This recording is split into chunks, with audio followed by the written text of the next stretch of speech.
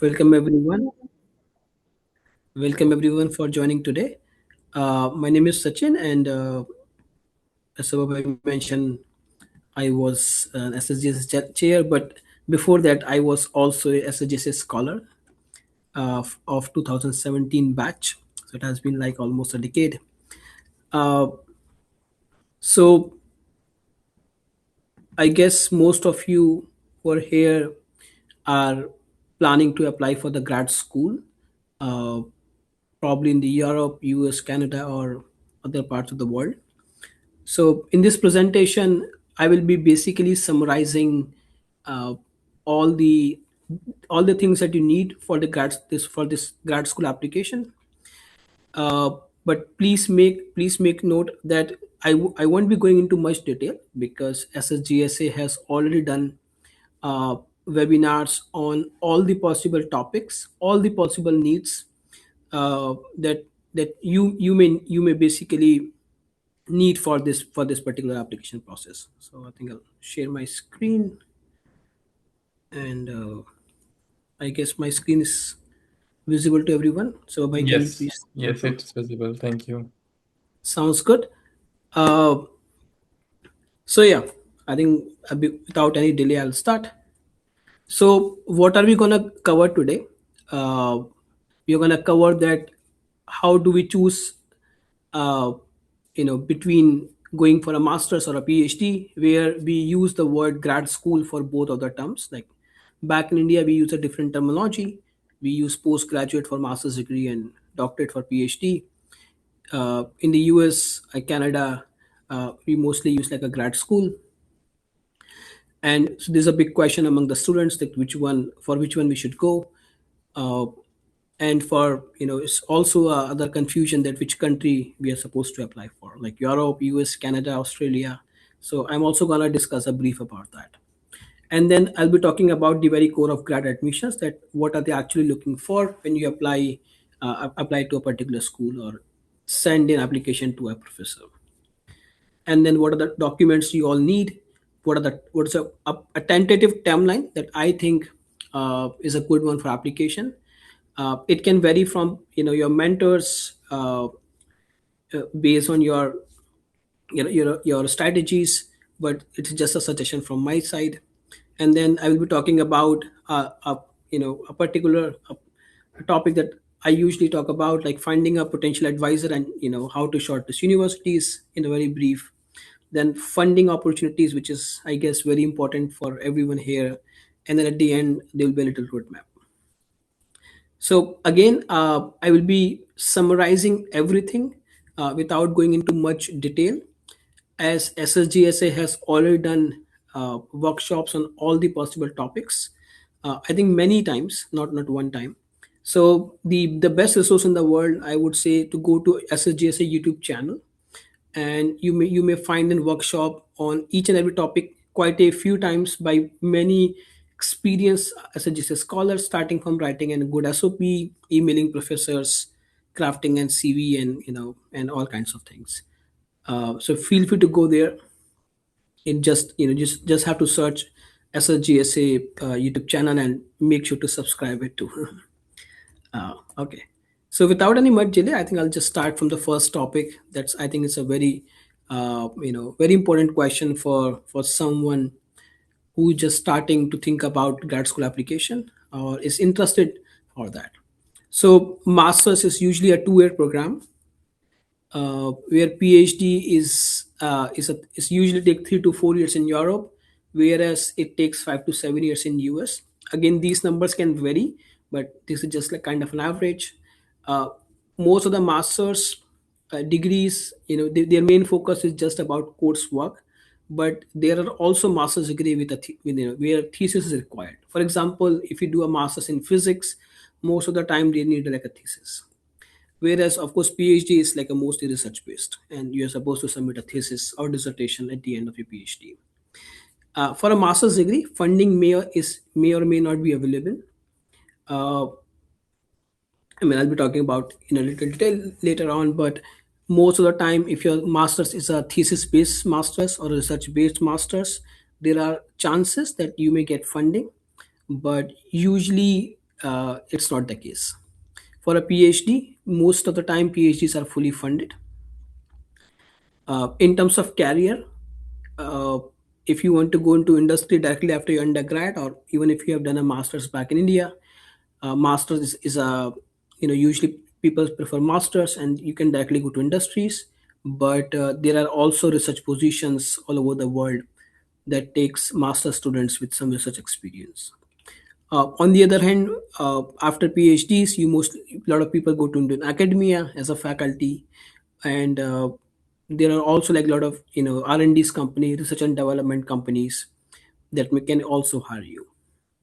So these can be like a few reasons you can think of deciding between a master's degree and a PhD degree. The next question is, of course, choosing between Europe or US or Canada. Usually, US and Canada have the same thing. So in terms of deadline, uh, masters, usually I mean, in different countries in the Europe, sometimes take like January, sometimes Feb, sometimes December, April. So it's not very fixed. You have to go to a particular country or a particular university to look for their deadlines, and a lot of times for Europe residents, they have a different deadline. So you have to just go and check. For a PhD, the admissions in Europe are mostly on rolling basis, where a professor float an application in a position in their group, and then you have to apply. So PhD positions in Europe is between you and a professor. University have to has nothing to do uh, in between you. Whereas for a US Canada, if so, usually they take admissions twice in a semester, twice in a year, where for fall semester the deadlines are around December, January. So for some schools it can go for like Feb, March, but usually December, January is an average. Whereas for a spring semester that starts at the end of a January in the US or Canada, the deadlines are around like October. I mean, it can again be September, August, so it can vary, but this is just like a basis you can look at it. For an application process in the Europe, you directly send an application. So for a master's degree, you send an application to different schools, which is very similar to what we do for a US master's degree application, where there's a relation between you and the university you're applying to. On the other hand, for a PhD in Europe, as I just mentioned, there is a one-to-one correspondence between you and the professor who has floated a position, who has opened a position in their group. On the other hand, for a US or Canada, you have to apply directly to a grad like school you're interested in. And please make note that I'm using the word school interchangeably with the university, because the way we usually call the word school in the US, I am exactly not sure what we call in the Europe, but we use the word school here. So school and university are the same thing. It's not like our high school or like middle school back in India.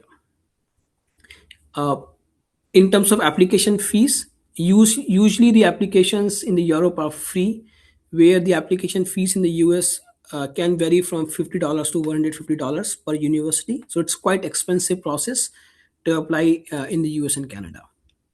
For in terms of the exams that we usually know about, like GRE, TOEFL, IELTS, Duolingo, Europe rarely considers that. Like GRE, I don't think so. Is anything there, but in some schools, recently I get to know that they are also requiring either TOEFL or IELTS. Like in UK, you need an IELTS, but but it's also usually rare. On the other hand, for US, these exams are kind of mandatory. You really have to take them if you are planning to apply to US or Canada. Okay, so how does basically a grad admission work? So they check your overall profile and consider whether you're a good candidate for admission or not. Please make note that it does not depend on a single factor. So usually committees ask like a four questions to them. So they ask that whether an applicant can succeed academically, and for that they look at your GPA, which means your grades, your CGPA, the coursework you have done, the degree you have done, the transcripts, what kind of courses you have done, and the test scores like GRE, TOEFL, IELTS in case of US. And then they look if your degree is research based. They look your prior research experience. If you have some publications, what kind of technical skills you know, like what kind of coding skills you know. In terms of experimental work, can you do some kind of experiments or not? And then they also ask a question that whether this applicant be trusted, or how does this applicant be look in the past by previous professors. And for that they need like a few letters of recommendation. And at the end they also ask to think of like a motivation. And so for that they need your statement of purpose, what kind of research interest you have. For example, if you want to work in like machine learning, whether a particular school offer a PhD in machine learning or not. Or if you want to work in like some kind of public policy, let's say you want to work on like feminism, whether a particular university offer a PhD in feminism or not. And also again faculty alignment, if is someone in the department is interested in your application or not. So please make note that I usually say to everyone that when you apply to a grad school, it is your profile need not be a perfect, but what is more important is a presentation, as you can see in this funny cartoon. So you know presentation is more important than having a perfect profile, which I don't think so anyone have. I did not have when I applied to grad school. Okay, so what are the documents do we need? We do not need so many documents. It's just like a few of them. So again, I'm going to talk about them very briefly. There are workshops on each and every topic individually on our SAJSA YouTube channel, and I guess we are going to do a few more after this presentation in coming weeks. So you're very welcome to go and visit our YouTube channel. But I'm going to just say like a very brief things about a particular document that you need, like a kind of a tip that may help you before you start planning about things. So you have to submit a resume. It has to be like a 2 pages. For since it's already August, and for example, if you're planning to apply to grad schools in the US, you should have done everything by December. And we do not have a time to add like more technical skills in that, like okay, you can't do like a more like some internship or some research or something. So but what you can do, like if you can attend some workshops or conferences, like I mean there are a lot of time nowadays we have online workshops or conferences. So if you can attend like maybe one two, you don't have to attend like 10 of them. You can, if you can attend one or two, that will make your resume stronger. But try to be very focused around the area you are interested in to apply. You can also do like some online courses. You uh, you don't have to finish them, like you just know what kind of courses are available and you can mention them. And if you get an admit, you can always finish them later on. The grad school also need like your transcripts, which is a word for like a degree in a different word. So usually we get like mark sheets back in India, but what transcript actually means, it lists all the courses with the grades all over the degree. For example, if your degree is of 4 years, like you have done an engineering degree of 4 years, instead of you know instead of having like a mark sheet for individual semester, it will be like a bunch of papers having a continuous flow of all the courses you have done all over all over your undergrad. So these are of two types, like unofficial and official transcripts. So when you apply, you have to submit an unofficial transcript. So what you need to do, you know you go to the admission office in your university. Like if you're a sorry, if you're from Aligarh, I think you have to go to the registrar office, if I remember correctly. I may be wrong. And then you ask that you need like official transcript for the grad school application. And they will give you an applications, like you can ask like I think five, like 4 5 transcripts from every degree that you have done. If you have also master's degree with undergrad, you need to get for both of the degrees. So you go and you ask for the official transcripts. They will give you in a sealed envelope, so you can open one of them, and you can scan it, and then you can upload those transcripts uh, when you apply to the grad school. And once you get an admit, they will, a university that you are going planning to go, they will ask you an official transfer, which actually means you have to send that envelope by post, by courier to them. Sometimes the university also asks you to ask your school directly to send an application, submit a transcript, through an online portal, so that you can look into.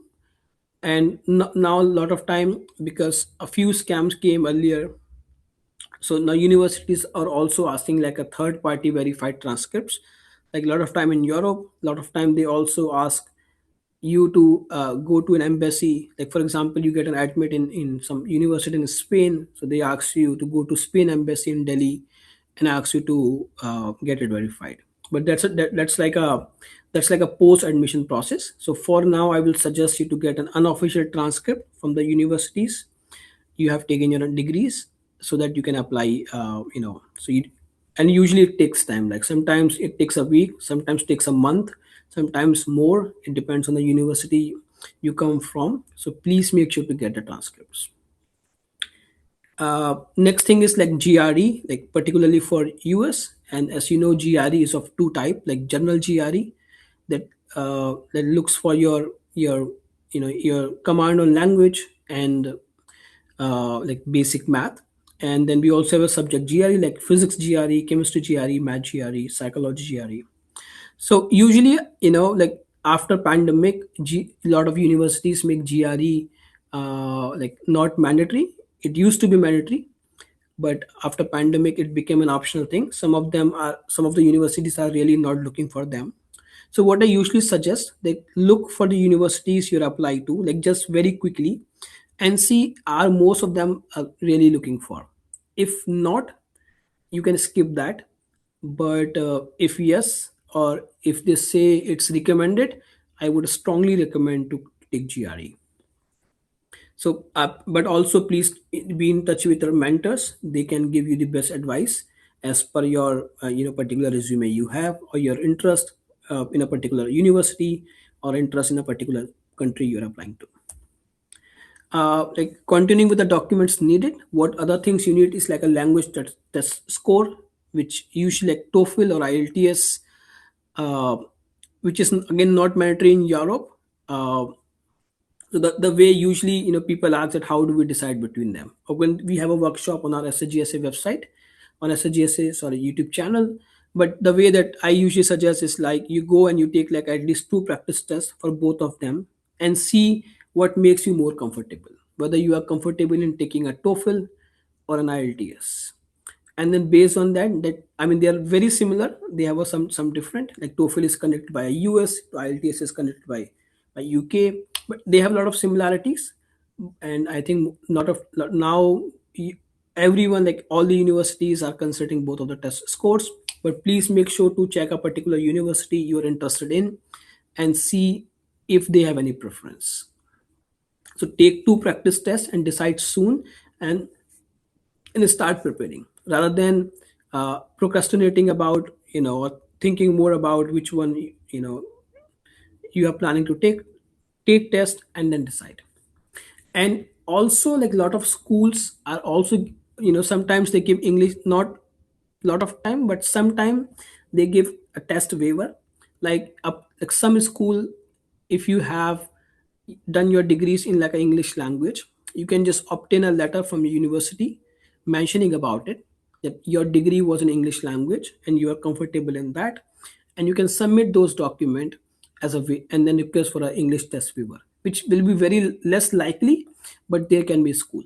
So when you go and shortlist universities, I recommend that also look for those things and then make a note of that. And then what you also need are letter of recommendations, usually three. So usually they ask letter of recommendations from the professors. You know, some, if you have a past experience in industrial experiences, you can also use a letter of recommendation from your employer.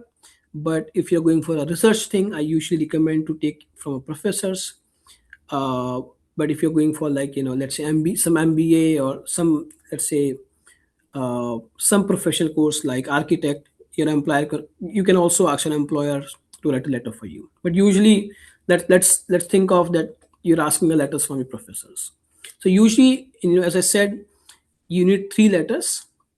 But a lot of time, like, professors have, get some emergency, or a professor must be writing letters for many of your friends who are applying to the grad schools.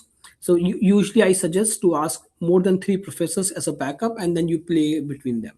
Let's say you're planning to apply to 10 grad schools. So professors may hesitate to write 10 letters. I mean, usually they write one and then make a copy and then upload everywhere.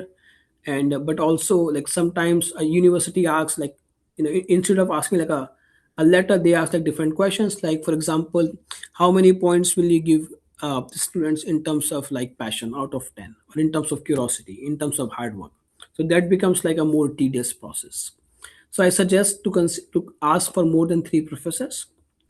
And a lot of time, like, like, students, like applicants, want a letter from some famous professor. But I usually recommend that you really need not. What you need is someone who knows you well. You have done some research work, you have taken some courses, or who know you academically, who can write a good things about you, rather than someone who is famous. Like, I remember, back in my master's degree, someone asked like a famous professor to write a letter, and the just professor write in the letter that, oh yeah, this student is a good student. I taught this XYZ course to him, and he got this grade. Full stop. And maybe like just added like a few things. The letter did not contain any, like, anything about a student in detail, anything that impressed the committee. It was a very, very, like, a simple and a very common letter. So you don't, again, you need not someone famous to write a letter for you. Someone who knows you and can write good things about you. uh, the last thing that you may need is statement of purpose, which is usually not the case in Europe. Like, it can be replaced by research proposal thing, but which is also rare. uh, so again, we have a workshop on our SJC YouTube channel that you can look at in much detail. But statement of purpose is basically a story that you tell to the committee to review, where you talk about that why did you have done a particular degree, what are your future plans, what are the technical skills you have learned. I mean that will go into your CV, but the reasons behind them, the story behind them, or if you have any some interesting story, something that really make you stand out. Um, so again, statement of purpose need not be a very, you don't have to like write like, oh, since childhood. Like, a lot of time when I review statement of purpose, they start like that: I was very curious in science from very, as a child. You need not be curious, uh, you know s- s- since your childhood. Some, possibly you get, like, you get interested into after your undergrad, or something might have happened. So you don't have to be a very, like, impressive or very interesting story. Like, you don't have to write like, I come from a very, very humble family, and then we did not have these resources, but I, struggle and come out. You can have that story. And if yes, make sure to mention that. Like, I mean, not make sure, it depends on the, program you're applying to. But you really need not to have such a story. The way that you are gonna put all these theories together, your stories together, I think that will be more impressive. And the way that you are telling that. Also, in the past, writing a statement of purpose was really, really a skill. And then SJSA was always there to help you out. Like, we used to go like many of your SOPs, and then just figured out that what's like a best out of them, and help you with that. But now we have artificial intelligence. Anyone can write a good SOP. Anyone can get a good feedback from them. So the question is, if everyone can write a good SOP, how will your story stand out? That will become a big challenge. And I'm sure the mentors that you have been allotted to will really be helpful in that case. Okay. So these are the documents that you need. Here's a possible timeline, that you can basically look at it. Like, so I'm assuming that you are starting from here. if you, I'm sure you everyone has already started, so that's really great. But I'm assuming that we are you are starting up, today. So that's, I'm just considering a deadline for that. Those who have already started, is nothing can be better than that, but it's not still late.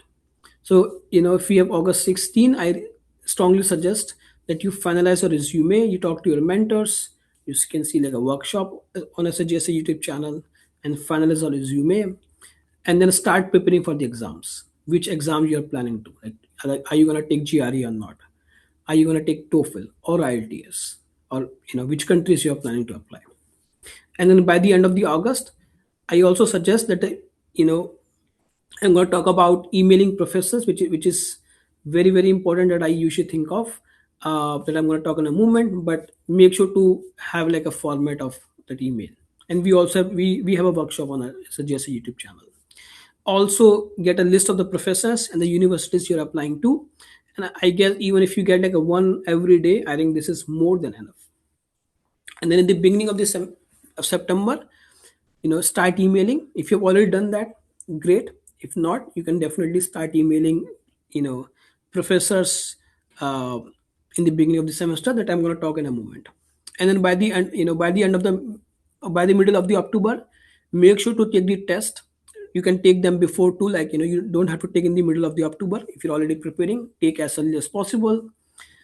But I would say take mid October as the maximum date that you're supposed to take, and then also talk to professors for letter of recommendation. If you can talk before, great, but please make sure to talk before that, because a lot of students are gonna go and ask them for it. And then by the end of the October, finalize the universities you're applying to. You will get your test scores, so yeah, you can figure them out. And then after mid up, you take your test. You have 2 weeks. Write a statement of purpose, and finalize it. Send to your mentors, ask for their feedbacks, and then, based on the feedbacks, edit them, and yeah, finalize it. And then by the end of the, since from mid November, start applying. You know, because the deadlines are usually like mid December, so you need like a whole month. It's like a whole process. It's not a straightforward thing. And then also ask for letter of recommendations.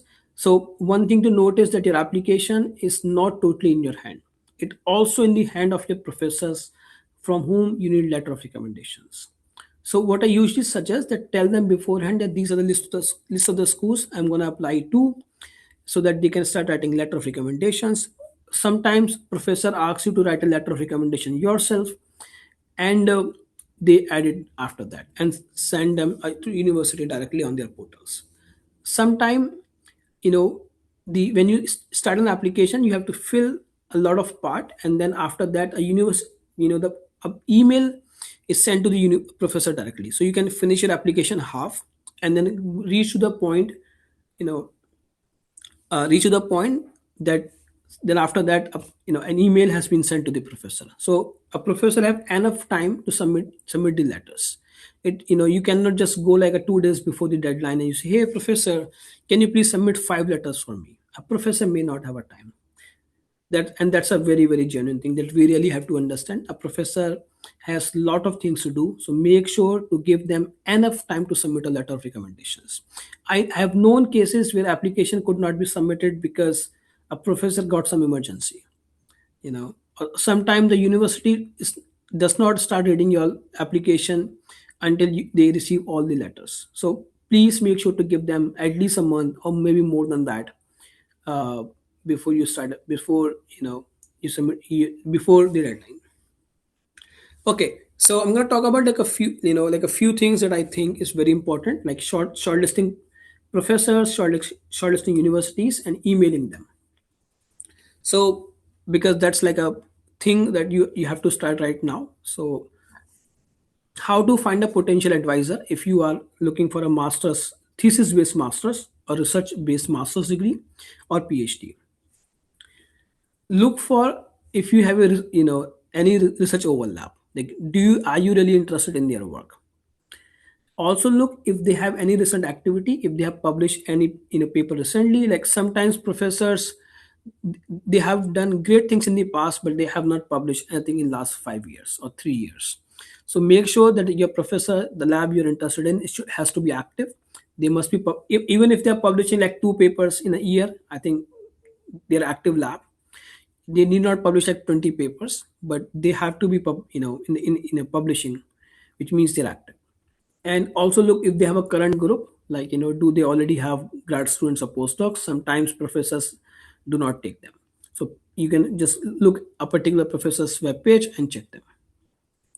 Also, a very important tip is that please do not choose a professor who is famous in your field or like from a top rank universities. Like sometime, when I start mentoring someone, or I talk to someone about who is interested in grad school, and I ask which school they're interested in. They said we are interested in MIT, Stanford, Princeton, UCL, and I said why, and the answer is very straightforward, because they are top rank, they're top 10. You don't have to go to such universities. Your professor need not be like a Nobel laureate or maybe like a Wolf Prize winner or some Dirac Prize winner. What you actually need is a good advisor, someone who can advise you well, someone who has more time for you, someone who has a good research group. You need not go to a top ranked universities. Like for example, in my case, the university I did just recently finished my PhD has a QS rank of 650, but the professor I work with is very famous, as very well accomplished. And the most important thing, he's a great friend, he mentors greatly, he's very helpful and very supportive at all moments, and I think that's makes him a better much than someone sitting at Harvard or MIT. So do not get into a trap of looking for a famous professor or a top ranked university. And also, you know, if you're applying to the US, usually do not apply to a program where only one person matches your interest. For example, you're applying to PhD in let's say economics of Asia, for example, and then you go to the department in economics department and you say there's only one professor working on that. So your chances of getting an admission will reduce to a lot, because even if your application gets shortlisted, the committee will send to a professor and ask them that, okay, here's a student who's interested in economics of Asia. Are you considering this student or not? Or are you really looking at a student this year or not? Or do you have enough funds? And if a professor say no, your application will be rejected. Instead of your application will standing out among all of them, among all of the applicants. So again, to summarize, what is more important is an advisor and the group you are interested in rather than a university. So one of the way you can shortlist of professors are going on a Google Scholar. So just let me quickly show you how you can just do that. Uh, so you can just look for Google Scholar. I'm sure everyone knows about it. Google Scholar is basically a website that talks about all the papers. So for example, you are looking, uh, let's say looking for like a cubism that I particular work in. So I will look for the word cubism. I will go in the recent papers and I will see who is publishing. So I go in the first paper, and then I can basically see here's a professor who has done this work. I don't have to read everything in much detail. Even if I just quickly go through abstract, I can see what kind of work it is. It is theoretical, experimental, or more numerical, or more philosophical. You can just look at them, and then you can check this professor and read their work. Yeah, I mean, you don't have to read it very thoroughly. You can understand them, and then you can list them. Based on that, you can think of reaching them for application. For example, we got I Staley. So I and Staley, I can just simply look their names and see. So he's a professor. Again, you also have to check whether this person is a PhD student or a postdoc or really a faculty. So I just I can look their name and go on their web page and can decide whether I'm interested in this person or not. On the other hand, for Europe, there are some websites like Eurox, find a PhD portal. You can look there and you can enter a particular field you're interested in, and you will get a list of the open PhD positions you can apply to. There can be many resources, but these are like some basic one. And I usually recommend, like we usually get like vitamins in, we call it 1 a day, where they suggest eat one pill every day to as a, if you have a vitamin sufficient. So I usually call it also PhD application as a 1 a day thing. You apply 1 a day, like look one professor, one university, at least 1 a day, but make sure to do it every day. Take it as a medicine. Okay, moving forward, just reduce it as size. Okay, and then okay, now coming on to emailing potential advisors. So uh, in the Europe, you will be definitely emailing professors for a PhD program, because there's a one-to-one correspondence between you and a professor who has an open position. So you have to email them for sure. But I want to emphasize on the US here, where the application is between you and a university. But emailing, you can also email professors, which helps you to get a backdoor entry. So what does it basically mean? For example, in my case, the professor I finished my PhD with him, I emailed him and I said, I was interested in his work, and I talk about it. And then we had a short interview, and he liked me. And then if he when he liked me, he emailed our department and said, here's a student, I'm interested in taking him. And that was enough. The department had to give me an offer. So, and then of course I have to fulfill their conditions, like in the minimum GRE score, TOEFL score, IELTS score, that I had to fulfill. But I did not have to go my application did not have to go through among all of them. I was just My ambition was clear. So it's kind of a backdoor entries. So definitely I strongly suggest all the applicants to do that. Also, lot of time, before you decide which university you're applying to, you can also email the graduate coordinators, which basically means they are professor who are in charge of admissions, of graduate admissions. You can email them and you can ask feedback on your CV, and then based on that you can decide which university you're applying to. Please make sure to do not send a mass email to the professors with generic message that, hey professor, my name is XYZ, I'm interested in this thing, and you just keep sending everyone. Professors can easily figure out that this is a common email that this applicant is sending to everyone. Like I remember, like my professor used to send me email every week, at sometimes twice or thrice in a week, and say, hey, here's a student, I get an email from India. And then it used to be a very common email. And then my professor was really not entertaining that guy. But one day he sent me a very personalized email from some Indian student, and he really liked it. And said, okay, because the student has read some of the things about the professor, talked about it, tried to connect with the things that the student has done with the work, that's with the professor. And we have a separate workshop on our YouTube channel too. So please make it personal, which is of course will be impressive for everyone. If someone knows you beforehand, we really get impressed. About shortlisting universities, again, as I mentioned, do not just apply based merely on university ranking. Think of many possible things. Look, so please make sure. I just want to tell one important thing, that when you are shortlisting universities, when you get a professor you're interested in, you can also go to their website, and on the university website, and figure out few of the following things. Look for the application deadlines. The if you select deadline is December 15 or January 15, so you can apply accordingly. Like you can apply first in that particular school, and if someone has a January 15, you have more time. Look for the funding opportunities. Are the masters funded there? Are they offering tier positions? Are they offering some different positions? Also look for the test scores. Like what's the score they are looking for TOEFL? It is a 90, 95, or 100. So for example, if someone has gotten, has a minimum score of 100, you get 98, do not apply there. They are not going to consider application at all. So make sure to also, figure out those things in a particular department you're applying to. University, different departments in a university have a different kind of requirements. Go to a particular department you're interested in, and then make a note of that. Make an Excel sheet and put everything there. And here's an important point called fee waiver. Like as I mentioned, universities in the Europe, most of the time they do not need like a application fees, but in the US it's mandatory. So lot of time a universities also offer a fee waiver. For example, you go, and you attend their open house where they talk about, like, about the universities, the facilities, and all kinds of things. And after the open house, they send you a coupon code that you can use to apply for free.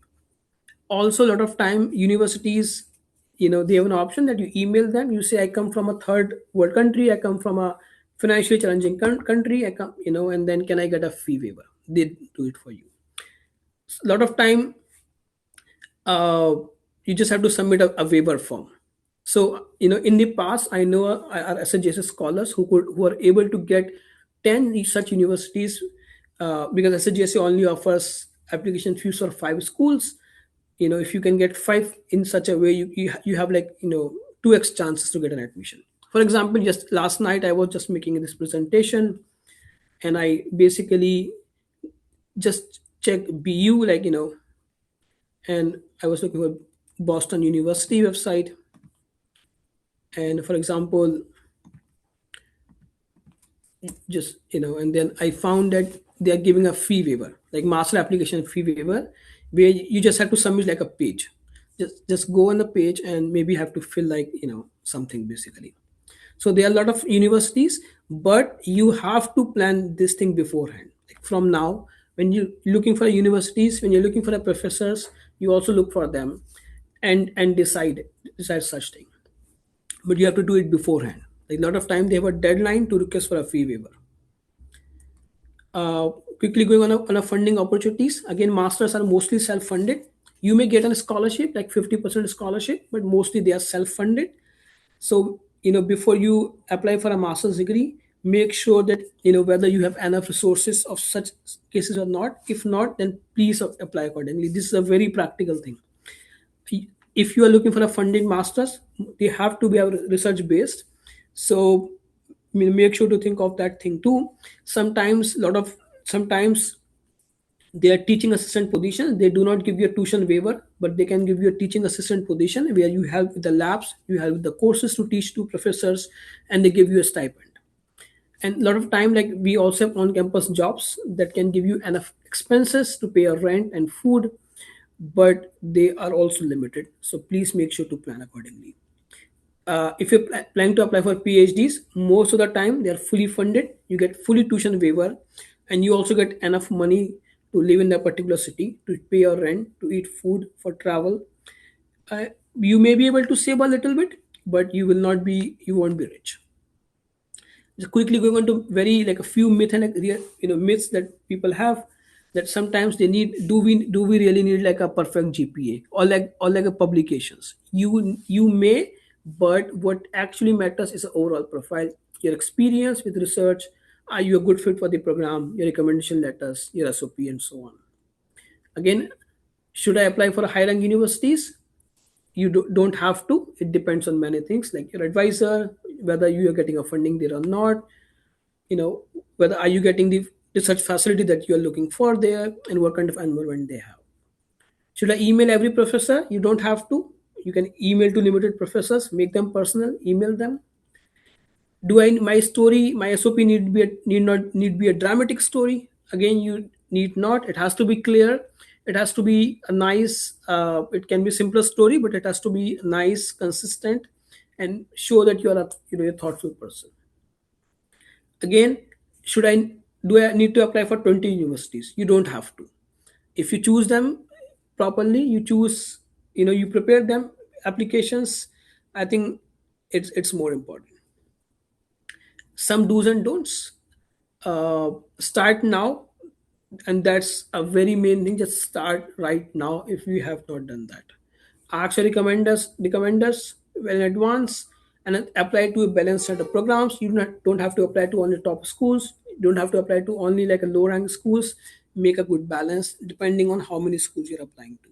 Like SHSA gives you 5 universities, so you can apply to one good school, three like safe, and then one, like one prospective, or one less low rank university. Like, you can just plan. You can talk to your mentors and plan accordingly. Some don'ts are, you have to, sorry, I think I put the first point in the don'ts, that you have to tailor your SOP to each universities, because each university is different, so you have to modify them. Do not mass email. Do not apply on the university ranking only. Do not ignore funding details. Do not submit documents at the last moment. Like, get a transcript beforehand, get ready all your documents beforehand. And if I strongly suggest to use AI in your applications, but make sure to use it to an extent that you can explain it, that this is actually you have produced a document. And before that, just let me say very quickly, our eightfold path as we have in Buddhism. That first thing, listen to your mentors, talk to them, ask for the advices, make a CV, shortlist professors, email them, prepare for test, finalize schools, get a letters of recommendations, transcripts, prepare SOP, submit the applications, and at the end, make sure to do a good deeds uh, to get an admission. And of course, at the again, SHS YouTube channel is the best resource. You can find workshop on each and everything in advance. Each is an 30-40 minutes long workshops. Go and look at them, watch them, and then you get the information about everything that I have talked in much detail. And one last thing before we finish this presentation, that do not think that you have enough time. Apply right now. Start right now. This is a movement that you can get. You can get an admission into US, Europe, Canada, or anywhere you're looking for. Thank you.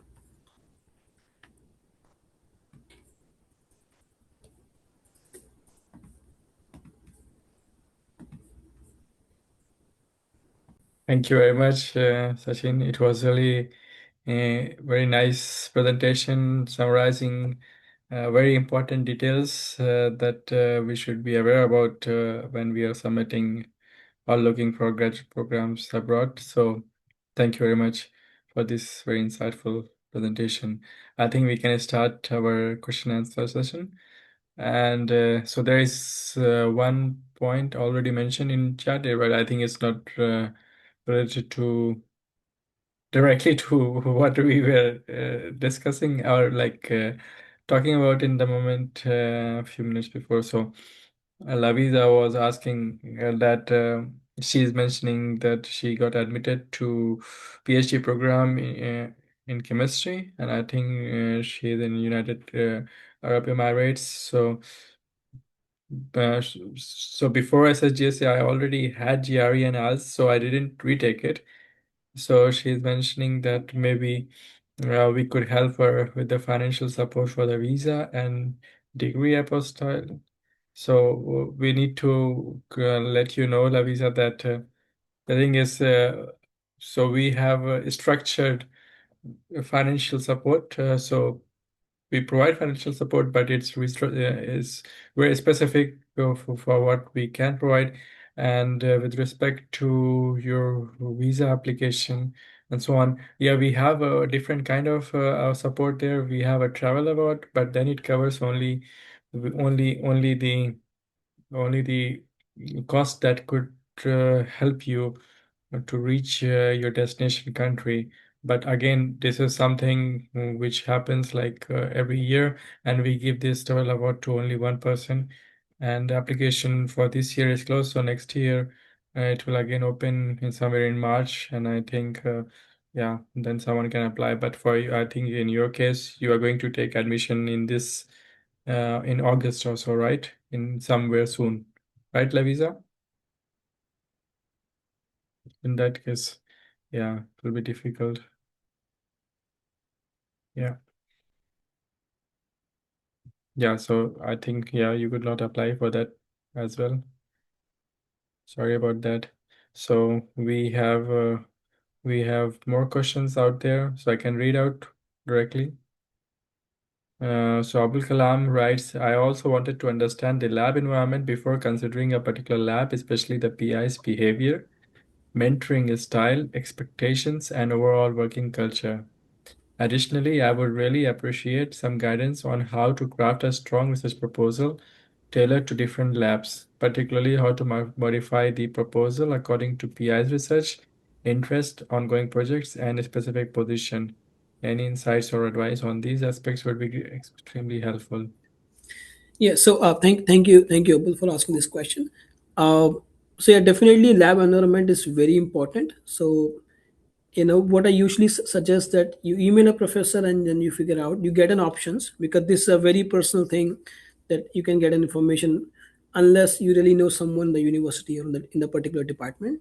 So what I usually suggest that you apply to different professors, talk to them, and if they offer you an admit, what you can do, you can email the other students in their lab after you get an admission, and then you figure out that whether you're interested in going to particular lab or not. But before that, you need to have like few options in your hand, because if you just look for many things, I think things will become so much challenging. You'll be very much confused to decide whether you apply or not, and it's also a time taking process. So get an offer letter first, and then you can decide after that by reaching out to other grad students, other postdocs in the lab. And for the research proposal thing, I think we have a workshop on our YouTube channel. You can just go and have a look at that. If I remember correctly, there's a workshop. If not, you can email us, and then definitely we can think of it. But I would suggest that if you have a mentors, you can talk to them, and they can help you in figure it out in writing a research proposal.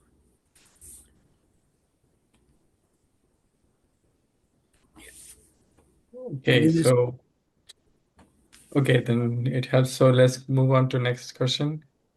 So the next question is by Anuj, and he asks what kind of research experience usually universities are looking for. Uh, so only publications or teaching assistants, or and would this to be make or break if you don't have a TA or publications? So, I mean, TA is a different thing. Of course, TA means teaching assistant, where you help professors to teach a lab or courses or grading. So TA is a different thing. But for a publications, you need not to have a publication. Like I did not have a publication when I was applying to a grad school, and still I was able to manage. Even if you don't need a publication, but if you have done like some thesis, like some master thesis, some undergrad thesis, you have done some internships, I think that also really makes sense for a that also shows that you're interested into research and you have some prior experiences. That shows a professor that you can know what research papers are, you can read them, you can think of a project, you can work on that, like that. So you need not a publication, but if you have some internships, some like any similar things like some thesis, I think that would be a good stuff.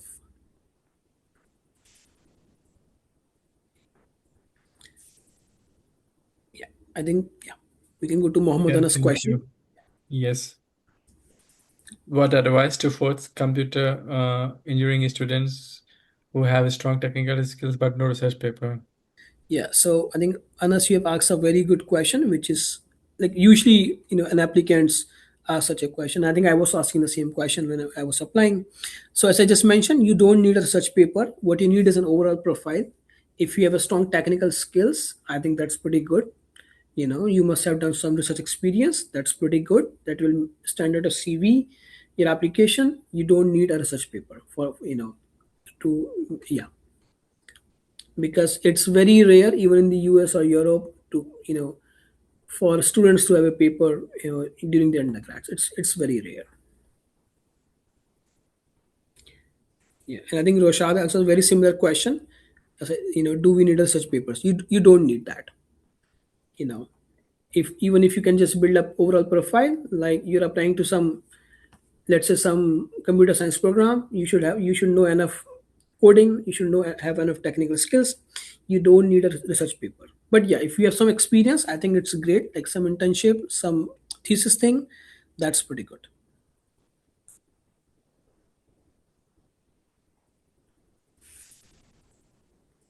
Yeah, yeah, we can Okay, go to. so I think Arhama has asked a question that many universities have made GRE physics optional. So, do they consider them for experimental fields, physics in particular? Uh, I think it depends on a particular university. Again, if it is optional, you can email them and you can ask that to what extent are they really think of a GRE. But if it is optional or it's not there, you just can skip that. You don't have to spend time in preparing for GRE physics. If you have a good GPA, like if you don't have a good GPA, I think I suggest you to take a GRE physics and apply for that to compensate it. Try to get a good score. But if it is not there, you can just skip that. And if you have a good experience, internships, papers, or something that can compensate, that can show you that you're a good candidate, even though you don't have a particular thing, I think you can skip it. You can. I think next is Nargis is asking a question that, if I understood correctly, you mentioned that we can email the program coordinators with our CV and ask for feedbacks and improvements. Is that correct? Yes, you can email graduate coordinators in the US universities beforehand, and you can say, hey, here is my CV, and what do you think, will my CV stand out or not, should I apply or not? So a lot of time they give you diplomatic answers. They say, okay, they suggest, they recommend you to apply, but sometimes they're also very straightforward and they say, hey, you have a great CV.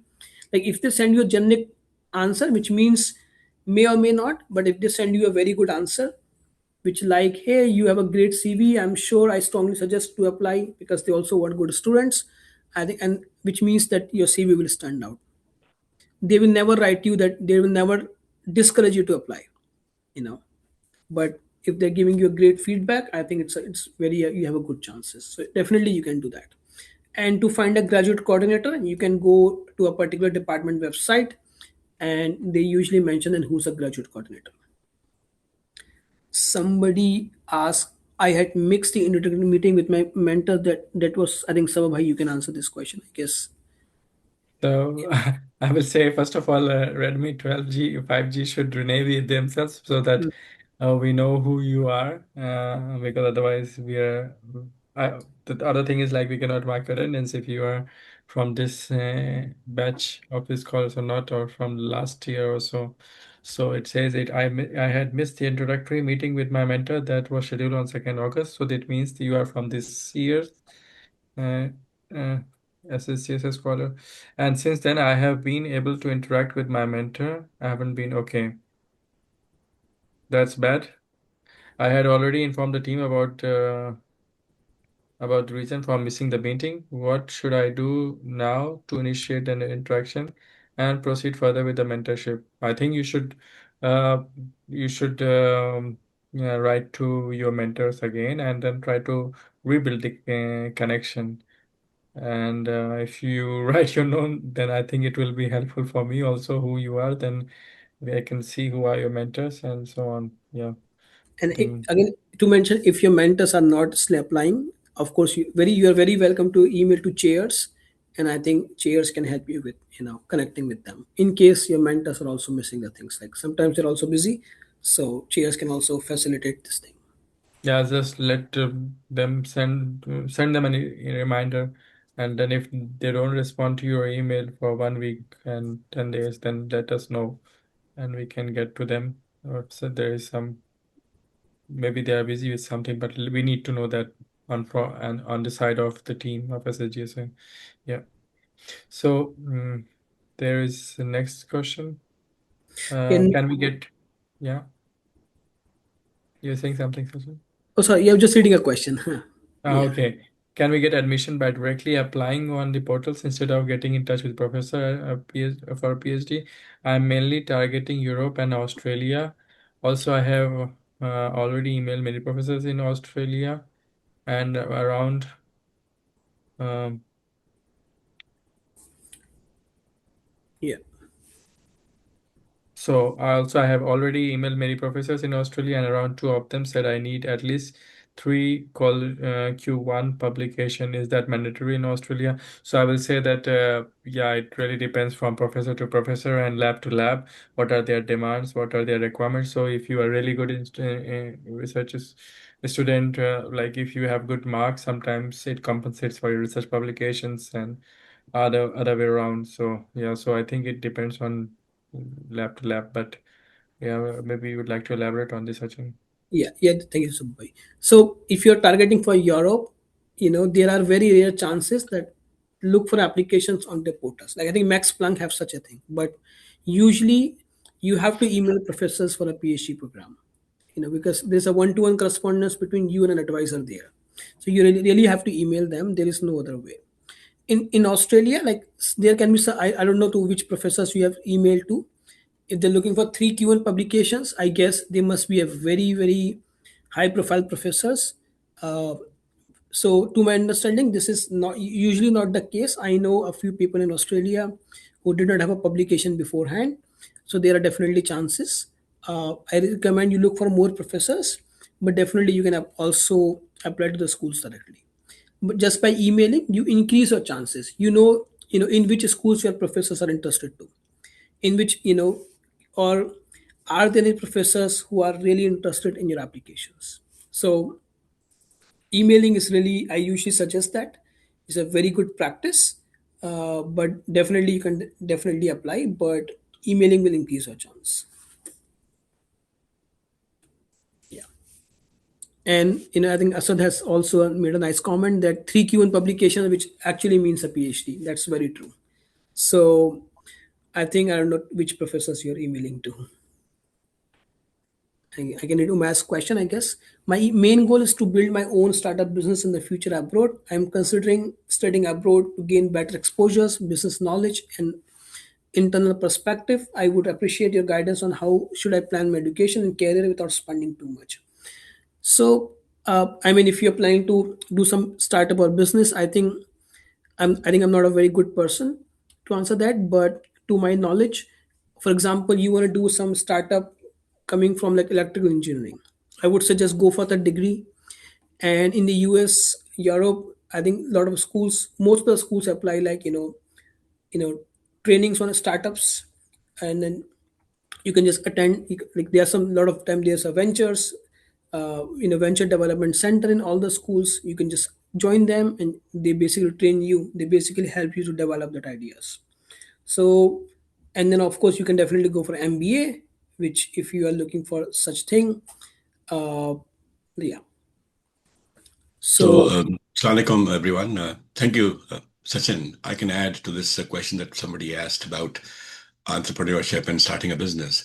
So, first of all, thank you for sharing your goals. You are looking at the wrong question. I think the when you're doing a business or a startup, your focus should not be on getting a degree really, but कोशिश आपकी होनी चाहिए that you get more skills. जैसे in areas that are good in business, for example, finance है, marketing है, technology है, communication है. What areas you want to go into business for? Is it an e-based business? Is a like a physical actual product selling कर रहे हैं आप लोग क्या करेंगे? What business? Because there are many things that happen. America is a huge market, a huge potential. It's a dream come true for many people who come to here do a business, but it's a ruthless market out here. So if your product is good, if your ideas are good, they will take wings. If not, you'll be having a problem. So having said this, if you're going to spend lots of money on doing a higher degree overseas, it will help you, of course, because you'll have a lot of network.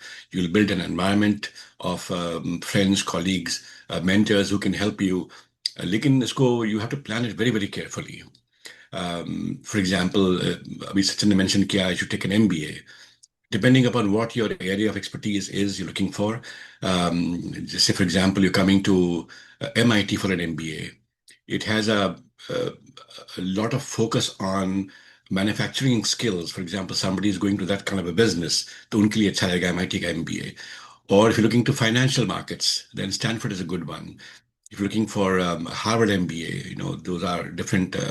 You could be leading companies and working in those areas. So depending upon all what you're looking for, that's a different discussion, more detailed discussion. Abhi, for you, I think the sanest advice is to try to focus and choose a country and a university based upon the overall value that they will offer you. जो आपका tuition होगा वहाँ के लिए living cost होंगी तुम्हारी if you're getting some scholarships over there, if the uh, professors offer opportunities to you to work in their own startups sometimes, and post study options क्या आपके पास में होंगे करने के लिए. So I think if you look at some good area, and before you really do this, look into online programs. For example, on EDX के ऊपर they have got, or Coursera के ऊपर they have small courses that help you in entrepreneurship, for example, or in logistics management or other areas. So those can give you little, they can wet your feet before you start looking into more detailed experience that you're looking for. And this would be helpful also through you to when you go for your internships. जो आप आके करेंगे ये. So if you have any other questions, surely I don't think many of the people in the group are looking for these answers, but you are more than welcome to write to your to the chairs at SSGSA, and one of us will get back to you and give you more details about that. बस ये है. I don't know what your degree, कौन सी degree आपकी क्या है, क्या background है, what are your budgets, what are your countries looking for, but those are discussions for a different time altogether. Thank you. Thank you, Sachin. Go ahead, please. Yeah, thank you, Lubai. I think I was about to just Thank you. ask you to give an advice about that. Thank you, Lubai. Thank you. Yeah, I think Mohsin asks like a question that can a strong dissertation or a project compensate for not having a publication? Of course, yes. You don't need a publication if you can just, like instead of having one thing, you can just bring out something that can compensate. Nothing is better than that. Ilmes asks how to pitch a master's thesis to a professors. Yeah, so as we're emailing to a lot of professors, so most of the time it exactly does not overlap with their active research area. So how to write a mail that somewhat connects to a professor research, and that's a very very common thing. Even not after your masters, but also after your PhDs, because we work on a particular question in during a thesis, and so you don't have to you can just bring like a more generic idea. For example, you have because research is not about working on a particular project, but it's a training that helps you to develop a particular set of problem, like some a problem that is unsolved, how to pursue that problem, what kind of literature you need, what kind of tools you need, and how to basically pursue that problem. So if you are even applying to a broader field, that's I think more than enough. Like for example, you have done like some, let's say, biophysics, and you're working with bacteria. You don't have to work with a particular professor who's only work with the bacteria. You can just say, okay, we have done a similar set of skills, and I'm interested in a similar work. So similarity is also a very very important thing. You don't need a very someone who's very much have a very similar thing, a very exact thing what you have done in the past. It's also important, like what time will you write to these people? Like never write to them on weekend or like a holiday season. Otherwise, your email is lost and definitely you are not going to hear back from them. Yeah. I think so. So Safana has some questions. yeah, Safana, exactly. She rose her hand some while ago. Yeah, yes, please Safana, go feel ahead. free to ask a question, yeah, please. Hello, everyone. So my question is with respect to graduate applications in the USA. So I was asking about research experience that is it necessary that previous research experience should be somewhat similar to the programs that I'm applying? Since in my case, my master's dissertation was in purely microbiology. It was a significant experience of 10 months. And then I'm currently working in a plant developmental biology lab at IISc as a junior research fellow. So I'm just thinking that have I restricted myself to plant biology since I have shortlisted, say, BMBB program at Penn State, which is biochemistry, microbiology, and molecular biology program. Then there's another program at Penn State, which is plant biology. So which one would be more suitable since I want to shift towards the biomedical research and I want to apply at BMMB instead of plant biology, but I'm currently working as a plant biologist. So I was kind of confused. I think Sababhai can answer this question. That's mostly bio. Sababhai, would you like to answer? Yeah. I think you can go ahead. Yeah. Sure. Thank you. Yeah. So I think general answer I would give is, definitely you would have you have some experience, experience for a particular field, and then you want to have a transition to a different field because of some reason. So if you can bring that story into a Sachin, there is some disturbance on the line, so I'm not sure if it is from my side or other sides, but It's okay. Yeah, it's from okay now. Now it's better. Yeah. Sounds good. Yeah. So as it was, what I was mentioning that if you have done like some project on some XYZ thing. Sachin, I think again you're. It's again. Oh, sorry. Okay. Am I audible now? You are, but then there's lots of background noise as well, Sachin. I switch off my camera. It's- It increase. I think it's with the microphone, Sachin. I think it's from the microphone side. Is it better now? No, नहीं. Oh, sorry. it's the microphone. Is it better now? Yes. Yes, yes. Perfect, perfect. Sorry for that. So, what I was mentioning to Safana is that, if you have done some project on some XYZ beforehand, and then you want to have a transition to a different field, there must be a story, there must be a reason in between. So, if you can bring that story into a picture, and you can say, "Hey, I have done this work, but meanwhile, I found this very interesting because of this reason. I want to have a transition there." And I think that's a very reasonable answer. Personally, I would love to listen from anyone who's doing a transition, and that's, I think, more than enough for me. So you need not to have exactly similar experience in some particular field. Again, research is a training that prepares you for something, and if you have a training, you can just work in any field, around the area you're interested in. For example, if you go for a physics, people may not consider you, or I may go for a plant biology. Coming from a physics background, there are very limited opportunities. But since, when you come to the US or Europe, you will find very interesting people. Like, for example, the one of the person who, just finished PhD with the same group I did, he had an undergrad and masters in English writing, but he finished in PhD in theoretical physics. So people consider that, he did some of the things as a transition, and then people consider all kinds of things. You need not an exact experience. Thank you. Okay, that was Thank quite you. helpful.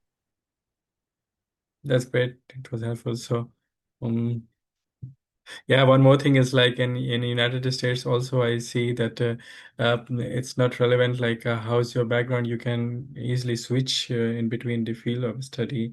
It's not like how we face difficulty in India. Like you need to have like if you want to go in particular field, you should have your studies in that particular field. It's not such restricted in United States and also in other countries. In Germany also, it's not that restricted. You can always start. You can switch your fields definitely over the time. Yeah. It's not there's no such restrictions over the time. Yeah.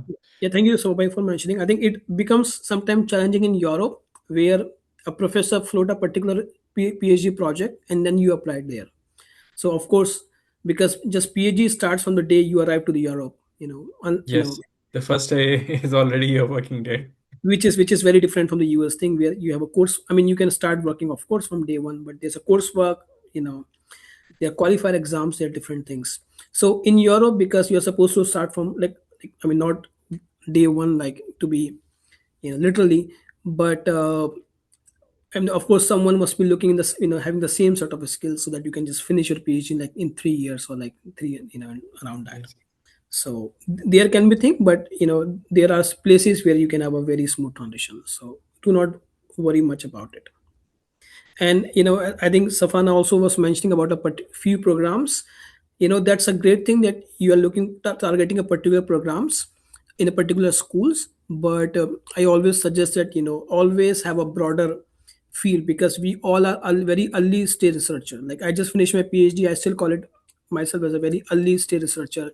We do not have an exposure to a lot of fields. We work on a particular field, particular projects throughout all those years. So always keep your field broader. Do not be very restrictive. This is not about, again, a particular project. It's about a skill that you will learn.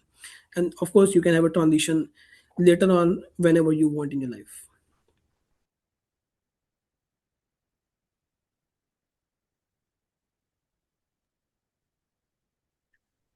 So we can. That's very good. So we have more questions over there.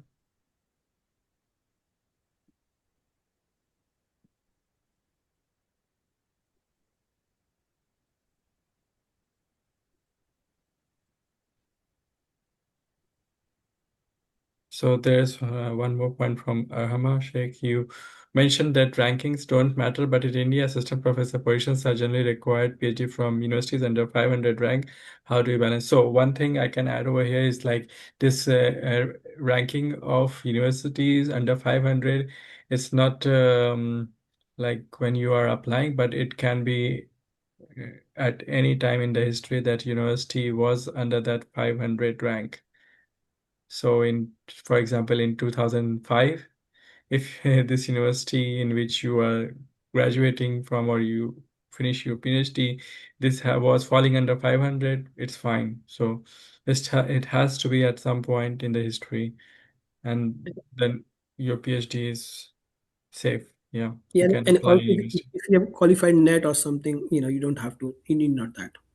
Yeah, And I exactly. think this is a very very late. You're thinking about like after many years thing. So I mean, of course, apply and then gets 500. Like if you're applying to under 500 rank, I think you're already looking for a 500 university. So you already have like a big, a very big, like a space to apply to. So definitely you will get a lot of rankings. Like you were talk, there were, I think, many good schools, but of course, 500 is a big number. So do not worry much about there.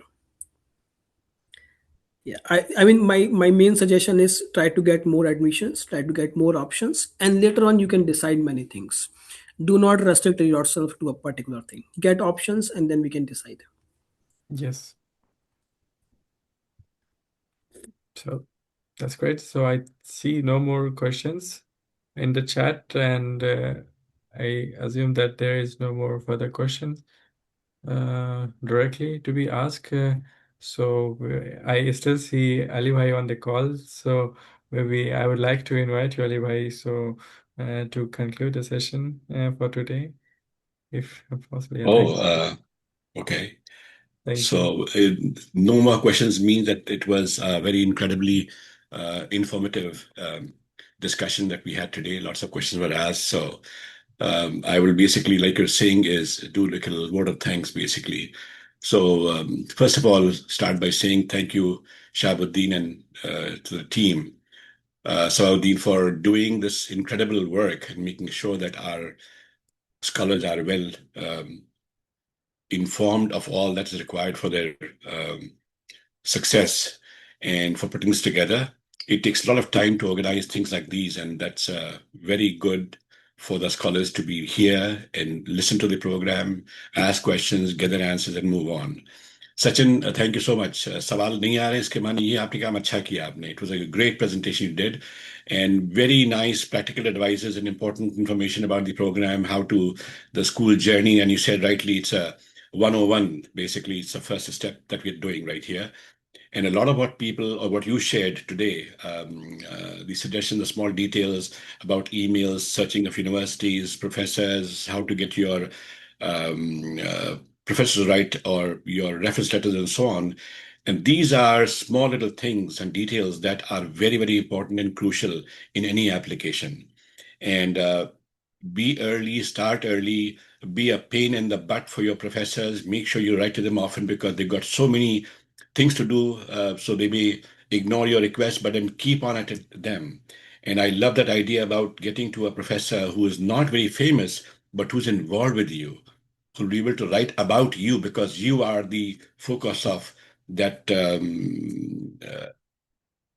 application. So that's very important.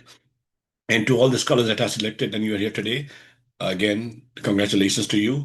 It's an exciting journey, and I wish you all the best. जितना भी लोग करते हैं sir GSM में, it's all a selfless service to all of you. And we have nothing to gain except that you succeed in life and we make it happen. And so we have people like Sabaudin joined us from Germany, से काम कर रहे हैं, Sachin Boston में, हम भी Boston में हैं. So from around the world, and our focus of attention and detail is only our scholars. So I hope you make the most of these available opportunities that we tell you to learn a lot, educate yourself, and we will keep being with you in this journey that you go forward. और आज I joined a little late, Samauddin. Did we have a जनगण मन या नहीं हुआ था पहले हमारा?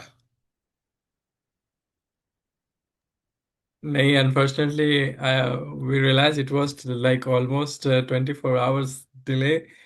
So I think if in case we can, if somebody can pull up like a video, a short video on Jan Gan Man, because yesterday was Independence Day, yes, so we can all mute ourselves, but we can all stand and sing the anthem because we all in India, it's a huge country, and India has a lot of regions, religions, people, languages. हम लोग सब अलग अलग जगह से आते हैं, but in the end we're all true Indians, and it's a huge diverse country, and we should be keeping that in our heart. तो अगर हम लोग कर सकें तो I think we should end our note today by um, muting ourselves, not singing, because हम लोग गाएंगे तो बिल्कुल it'll all go haywire. If you can, somebody can share a video or an audio, and we can lip sync to it and keep ourselves on mute. It'll be really good to end this program. And thank you again for joining, and wish you the very best. If you have any questions remaining, reach out to your mentors, to the chairs right here. We have nothing but your success at our hearts, and we'll make sure that you get what you need for your success. Chahe any area, any expertise, we may not be the best in that business, but we will find you the best option, the best network, the best person who can guide you and help you and support you during your journey. So, can you somebody put a Sabaudin या आप सचिन आप लगा सकते हैं कोई video जी जिसमें कर सकते हो? जी नहीं भैया, all those. चलिए साहब, thank you so Wonderful. Much. जनगण मन अधिनायक जय हे भारत भाग्य विधाता पंजाब सिंध गुजरात मराठा द्राविड उत्कल बंगा विंध्य हिमाचल यमुना गंगा उच्चल जलधि तरंगा तव शुभ नामे जागे तव शुभ आशीष मागे गाहे तव जय गाथा जन गण मंगलदायक जय हे भारत भाग्य विधाता जय हे जय हे जय हे जय जय जय जय हे. Okay. Thank you, Bhai. Thank you, and good afternoon, everybody. Have a nice evening in India, and good afternoon to you, Sabaudin, in Europe, and of course to us in America. Good morning. Thank you. Khuda Hafiz. Assalamu alaikum. Thank you very much, everybody. Assalamu alaikum.